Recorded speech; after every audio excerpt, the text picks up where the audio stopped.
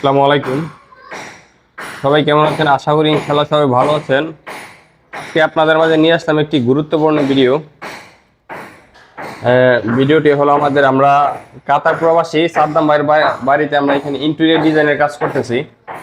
আমরা ইন্টেরিয়র ডিজাইনের কাজ করতে গিয়ে ইলেকট্রিকের কাজ এবং স্যানিটারির কাজের যে ভুলগুলো আমরা দেখলাম, আসলে যাকে দিয়ে উনি কাজ করেছেন সে হয়তো টেকনিশিয়ান না, তো এই জন্য এই ধরনের ভুলগুলো হয়েছে। আমরা এখানে কিচেন ক্যাবিনেট করে ফেলেছি, তারপরে কিন্তু আমাদের এখানে কেটে দেখেন এখানে কিন্তু যে আমাদের কিচেনের যে সিঙ্কটা আছে, সিঙ্কের পানিটা কিন্তু এদিক দিয়ে বের হবে।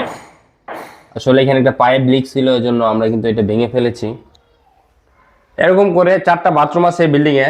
4টা বাথরুমে কিন্তু প্রত্যেকটা বাথরুমে পাইপ লাইনের সমস্যা, পানি হয়তো বা আসতেছে না বা পাইপ বন্ধ করে রেখে দিয়েছে।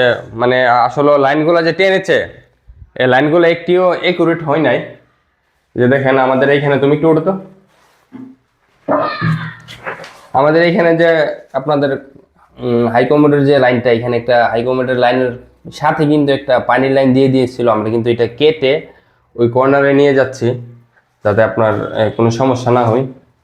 আসলে এই ভিডিওটি আমার করার উদ্দেশ্য হলো, আপনারা যারা নতুন বিল্ডিং করছেন, যে ধরনের বিল্ডিংয়ের কাজ করেন না কেন, আপনারা যাচাই বাছাই করে যাকে কাজ দিবেন সে টেকনিশিয়ান কিনা, তার প্রজেক্ট ভিজিট করে আপনারা তাকে দিয়ে কাজটি করাবেন।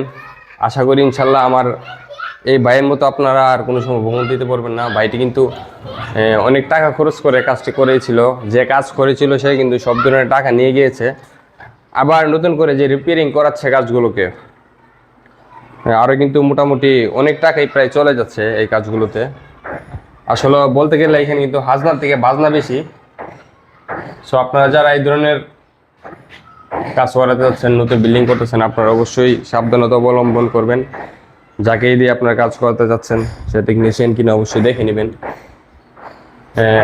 সো আসসালামু আলাইকুম, সবাই ভালো থাকবেন।